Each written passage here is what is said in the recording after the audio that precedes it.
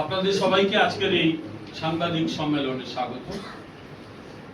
আমাদের মধ্যে উপস্থিত আছেন পশ্চিমবঙ্গ বিজেপির প্রাক্তন সভাপতি এবং রাজ্যসভার মাননীয় সাংসদ শ্রী রাহুল সিনহা মহাশয়। আমি শ্রী রাহুল সিনহা মহাশয়কে তার বক্তব্য পেশ করার জন্য অনুরোধ জানাচ্ছি। নমস্কার।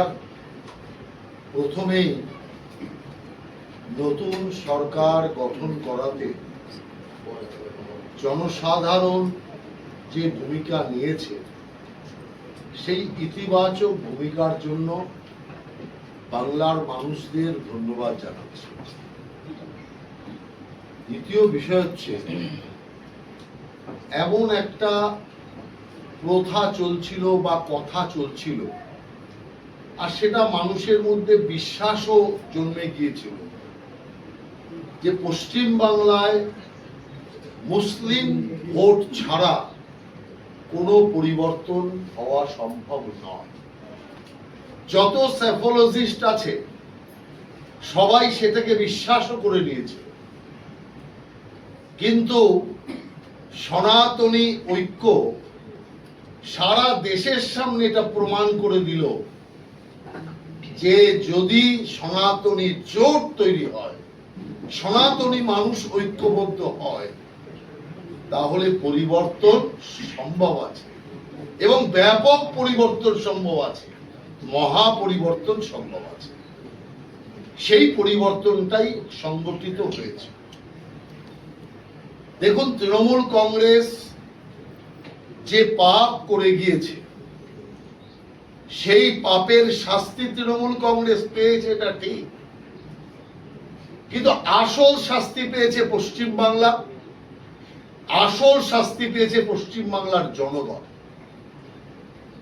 আজকে সারা দেশ এবং বিদেশে যারা বাংলার নাগরিক আছে তারা ফোন করছে, তারা সন্তোষ ব্যক্ত করছে এবং অদ্ভুতভাবে এই প্রথম ইলেকশন, যাতে সারা দেশের যারা বাঙালি বিভিন্ন প্রান্তে কাজে কর্মে ছড়িয়ে থাকতো, ভোটের সময় অনেকেই আসতো না, তারা এবার এসে ভোট দিয়েছে। বিদেশ থেকে পর্যন্ত নাগরিকেরা এসে ভোট দিয়েছে যারা বাংলা থেকে বাইরে থাকে। অতএব পশ্চিম বাংলা এই পরিবর্তন যে বাংলার জন্য কতটা গুরুত্বপূর্ণ সেটা অনুভব করেছে সারা বিশ্বে ছড়িয়ে থাকা বাংলার নাগরিকেরা। কেন করেছে? একটা সরকার মিসরুলের মাধ্যমে, দুর্নীতির মাধ্যমে একটা রাজ্যকে পিছিয়ে নিয়ে যায়, এই কাহিনী পশ্চিম বাংলায় আছে, কিন্তু নতুন না, অন্যান্য অনেক রাজ্যে হয়েছে। যে সমস্ত অবিজেপি সরকার রাজ্য ছিল, দিল্লির মতো জায়গায়, সেখানেও পর্যন্ত মুখোশের আড়ালে চরম দুর্নীতি হয়েছে। সেই কারণে দুর্নীতিটা নতুন নয়, এখানকার দুর্নীতি আরো নিকৃষ্ট। কিন্তু মানুষের চিন্তা সবচেয়ে যেটা হয়েছে, মুখ্যমন্ত্রী যেদিন পরিষ্কার বলে দিলেন যে আমরা আছি তাই, আমরা না থাকলে, অর্থাৎ উনি ইশারা দিলে সংখ্যালঘু অর্থাৎ মুসলমান সমাজ এক মিনিটে সব সনাতনী সমাজকে শেষ করে দিতে পারে। এত বড় হুঙ্কার, যেটা বাংলার মানুষকে, সনাতনী ঐক্যকে জোরদার করেছে। এবং আমরা যে বারবার বলছি পশ্চিম বাংলাকে পশ্চিম বাংলাদেশ বানানোর ষড়যন্ত্র চলছে, সেটা মানুষের মধ্যে পূর্ণ বিশ্বাসে রূপ পেয়েছে যে সত্যিই তো তাই।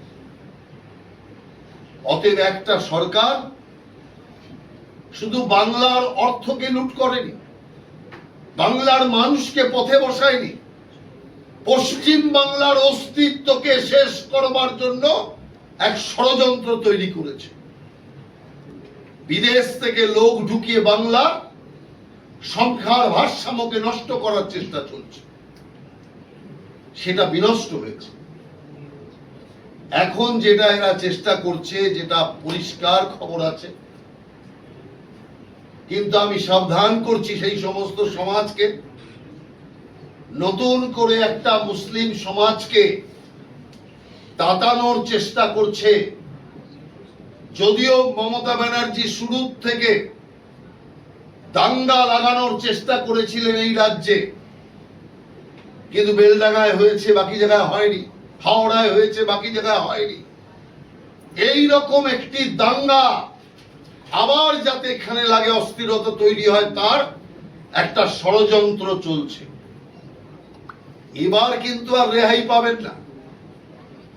যারা দাঙ্গা লাগানোর ষড়যন্ত্র করবে তারাও রেহাই পাবে না। যারা দাঙ্গায় অংশগ্রহণ করবে তারা জীবনের সবচেয়ে কঠিনতম দিন তারা দেখবে। অতএব পরিষ্কার ভাবে বাংলাকে আমরা আইনের শাসনের মাধ্যমে শান্ত রাখতে চাই, হিংসাহীন বাংলা রাখতে চাই। তা যে আমরা মুখে বলেছি তা নয়, কাজে করে দেখিয়েছি। আমার রাজ্য সভাপতি সরকারের কাছে গিয়ে, চিফ সেক্রেটারি, হোম সেক্রেটারি, ডিজির কাছে গিয়ে লিখিত চিঠি দিয়ে এসছে, হামলাকারীদের রং দেখার দরকার নেই। আমি দায়িত্ব নিয়ে বলছি, যদি বিজেপি শান্তির পতাকা তুলে না ধরতো, 1000 তৃণমূল কংগ্রেসের কার্যকর্তা খুন হতো, 1000-এর বেশি তৃণমূল কার্যকর্তা খুন হতো, হাজার হাজার তৃণমূল কার্যকর্তার বাড়ি আগুনে ভস্মীভূত হতো, ধ্বংস হয়ে যেত। হাজার হাজার তৃণমূলের কার্যকর্তাকে এ রাজ্য ছেড়ে ভিন রাজ্যে পালাতে হতো। অতএব সেই কারণে আমরা রাজনৈতিক দায়বদ্ধতা, গণতান্ত্রিক দায়বদ্ধতা কতটা পালন করি, এটাই তার সবচেয়ে বড় প্রমাণ। যে কার্যকর্তাদের 21 সালে জেসিপি দিয়ে ঘর ভেঙে দেওয়া হয়েছে, যে কার্যকর্তারা এই সবে মাত্র 5 বছর বাদে বাইরে বাইরে ঘুরে ঘরে ফিরেছে, যে কার্যকর্তাদের বাড়ি ঘর তছনছ করে তাকে ভিখিরি বানিয়ে দেওয়া হয়েছে, যে 300 কার্যকর্তাকে খুন করা হয়েছে, তাদের মনে প্রতিশোধের ভাবনা নেই? আমরা তাদের আটকে দেওয়াতে তাদের মনের মধ্যে সেই ক্ষোভ কি অবস্থায় আছে আপনি চিন্তা করুন। সেই কারণে আমরা ছাড়বো না। তা যারা এই খুন, অগ্নিসংযোগ, লুট করে বিজেপি কার্যকর্তাদের পথে বসিয়েছে, বিজেপি কার্যকর্তাদের ফোঁটা ফোঁটা রক্তের উসুল আমরা করব, কিন্তু খুনের বদলে খুন নয়, রক্তের বদলে রক্ত। উন্নয়ন যাতে ত্বরান্বিত হতে পারে, বুকে পাথর চাপা দিয়েও আমাদেরকে শান্তির ধ্বজা উড়িয়ে চলতে হবে। কারণ আমরা চাই বাংলার উন্নতি, আমরা চাই বাংলার সমৃদ্ধি। বাংলায় আইনের শাসন হলেই তবেই এখানে শিল্প আসবে, তবেই বেকারি ঘুচবে, তবেই বাংলার অর্থনৈতিক উন্নয়ন শুরু হবে। সেই কারণের জন্য আমরা পরিষ্কার ভাবে বলতে চাই, যে সমস্ত কার্যকর্তা রক্ত ঝরেছে, যে সমস্ত আমাদের কার্যকর্তারা পথে বসেছে, তারা বিচার পাবে, আইনের বিচার পাবে, বদলা হবে আইনে মারফত, আইন মারফত বদলা হবে। অতএব এই বিষয়টা আমরা পরিষ্কার করে সমাজে বলতে চাই। আজকে আপনি ভাবুন তো, একটা রোলওয়ালা, রাস্তায় স্ন্যাক্স বিক্রি করনেওয়ালা, হাজার হাজার কোটি টাকার মালিক, এখন ইডির হাতে ধরা পড়েছে। কেউ কেউ বলছে আগে ধরা উচিত ছিল। আমি মনে মনে বলছিলাম যে আগে ধরেনি ভালো হয়েছে, নইলেই তো চিৎকার করতে শুরু করতো তৃণমূল কংগ্রেস। নির্বাচনের আগে এই সমস্ত করছে, সেই জন্য নির্বাচনে হার আগে জনগণ হারাক তোকে, তারপরে জেলে যাস। আপনি কি ভাবেন এই দুর্নীতির সাথে ওপরের নেতাদের যোগসাজশ নেই? মুখ্যমন্ত্রী সৎ সেজে বসে আছে, যদিও এখন আর কেউ বলে না। ওর পার্টির লোকরা আগে লিখতো সততার প্রতীক, এখন আর লিখে না। সারদার পর থেকে ওর পার্টির কার্যকর্তারা বুঝে গেছে যে হচ্ছে সারদার প্রতীক, সততার প্রতীক নয়, সারদার প্রতীক। যে কারণে এখন ওর কার্যকর্তারাও একে বিশ্বাস করে না যে সততার মোড়কে আসলে চরম অসৎ কাজ যিনি ইনি করাচ্ছেন।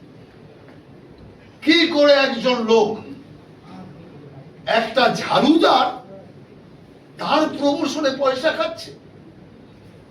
পয়সা নেই তো জমি দে, জমি নেই তো বাড়ি দে, বাড়ি নেই তো ফ্ল্যাট দে। কি জাতীয় অবস্থা তৈরি করেছে? তদন্ত চলছে। আমরা বিশ্বাস করি এই টাকার ভাগ কালীঘাট পর্যন্ত গিয়েছে।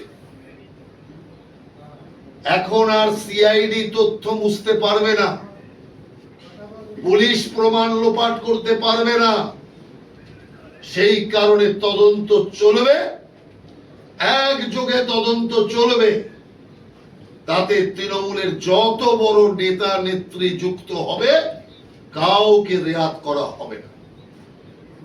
পরিষ্কার ভাবে আমরা বলতে চাই, মানুষের টাকা, উন্নয়নের টাকা, রাজ্যের টাকা যারা আত্মসাৎ করে বাংলার গরিব মানুষকে পথে বসিয়েছে, তাদেরকে আমরা কোনোভাবেই ছাড়ব না। আমরা কোনো প্রতিহিংসার রাজনীতিতে বিশ্বাসী নই, এটাও আমি পরিষ্কার করে বলতে চাই। কালকে এই তৃণমূলের লোকেরা বলে প্রতিহিংসা, প্রতিহিংসা যদি হতো তাহলে যেটা কিছুক্ষণ আগে আমি বললাম, যে রাজনৈতিক হিংসার শিকার আমাদের কর্মীরা হয়েছে, একই রাজনৈতিক হিংসার পুনরাবৃত্তি অন্তত 4 দিন তো করে নিতাম। যে 4 দিন তৃণমূলের সরকার ছিল, আমরাও জানি কায়দা, যেটা 21 সালে ঘটনা হয়েছে, যে আমার তো সরকার ছিল না, ইলেকশন কমিশনের সরকার ছিল। আর আমরাও তো এখানে বলার সুযোগ ছিল যে মমতা ব্যানার্জির সরকার ছিল, কারণ মমতা ব্যানার্জি নিজে বলছে আমি মুখ্যমন্ত্রী, আমি ছাড়বো না, আমি এখনো মুখ্যমন্ত্রী। অতএব যা কিছু হতো মমতা ব্যানার্জির সরকারে হতো, ও কায়দা আমরাও জানি। কিন্তু আমরা রাজ্যের উন্নয়ন, রাজ্যের শান্তির ক্ষেত্রে কোন রকম কায়দা করতে রাজি নই।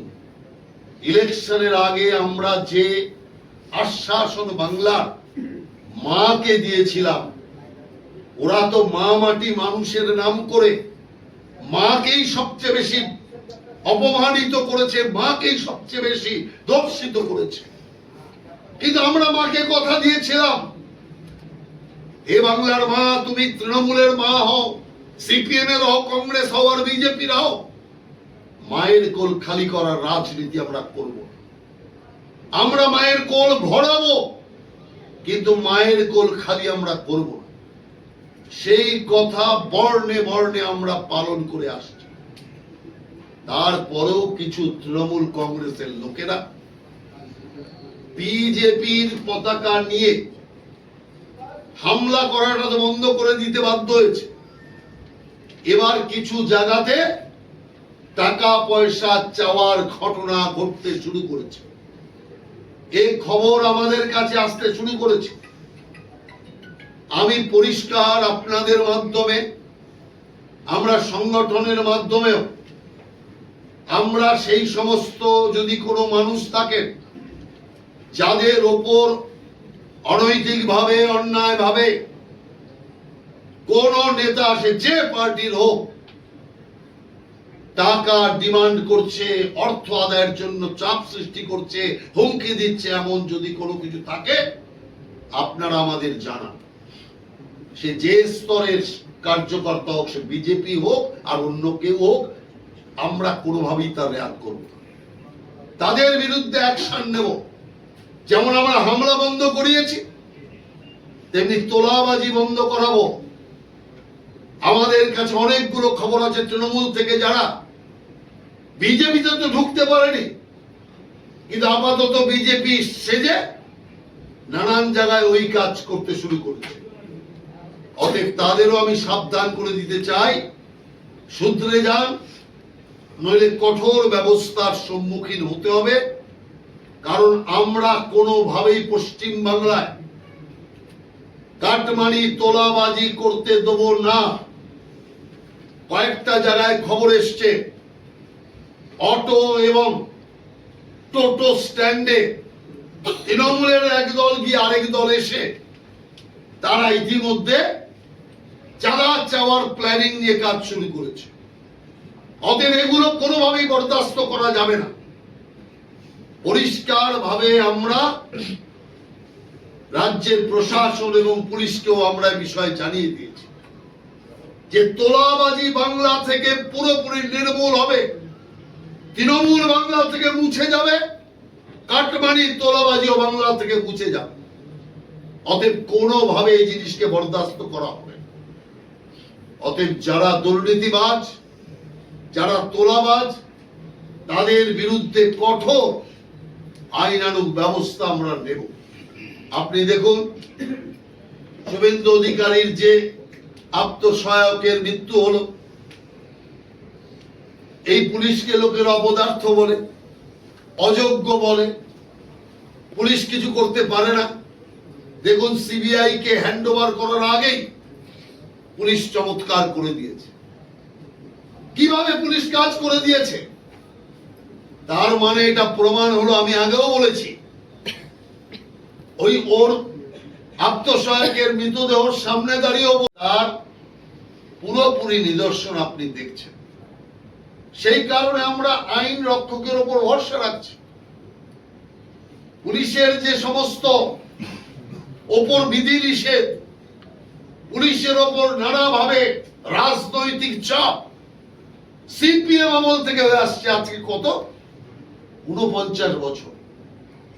49 বছর ধরে কেউ যদি দাসত্ব করে আসে, সে তো দাসেই পরিণত হওয়ার কথা। অতএব 49 বছরের যে দাস প্রথা, সেই প্রথা সমাপ্ত হয়েছে এবং আইন রক্ষকদের কাজের পরিবেশ তৈরি হয়েছে। আইন রক্ষকের কাজের পরিবেশ থাকলেই তবেই বাংলার প্রগতি হবে। সবে আমাদের মন্ত্রিসভা দপ্তর বন্টন হয়েছে, আর কয়েকদিন বাদে এটার এক্সপানশনও হবে। অতএব ধীরে ধীরে কাজের পরিবেশ চলে আসবে। এমনিতেই রাজ্যের মুখ্যমন্ত্রী গদিতে বসা মাত্রই পর পর যে সিদ্ধান্তগুলো নিয়েছে তা অভূতপূর্ব। এক একটা সিদ্ধান্ত দেখেই বোঝা যায় যে সরকারের শুরুটা কিরকম আর এর শেষটা কি হবে। প্রত্যেক ক্ষেত্রে রাজ্যের সুরক্ষা, রাজ্যের উন্নতি, জনগণের কথাই ভাবা হচ্ছে। এই যে 45 দিনের মধ্যে বর্ডারকে সিল করার চিন্তা, জমি তুলে বিএসএফ এর হাতে দিয়ে দেওয়ার যে ঘোষণা, এক অভূতপূর্ব ঐতিহাসিক ঘোষণা। সিপিএম আমল থেকে এটা আটকে আছে। সিপিএম ওদিক দিয়ে অনুপ্রবেশকারী ঢোকাবে, ভোটার বানিয়ে ভোটে জিতবে। সিপিএম করিডোর খুলে রেখেছে, জমি দেয় না।